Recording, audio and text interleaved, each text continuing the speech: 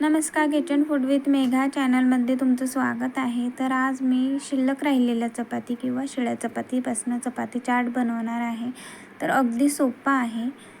चपातीचे अशा प्रकारे 4 काप करून घ्यायचे. टोमॅटो, कांदा आणि कोथिंबीर बारीक चिरून घ्यायचा. आता मी गॅसवरती कढई ठेवली आहे, त्यात तेल घातले. आता त्यात एक एक करून चपाती छान कुरकुरीत होईपर्यंत तळून घेणार.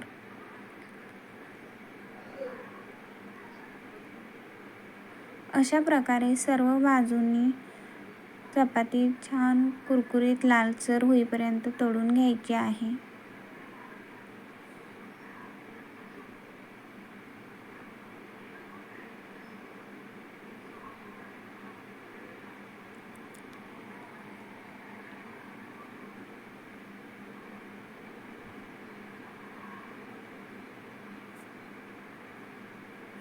तर आता आपली चपाती ही तळून झालेली आहे. तर यावरती कांदा, टोमॅटो, कोथिंबीर,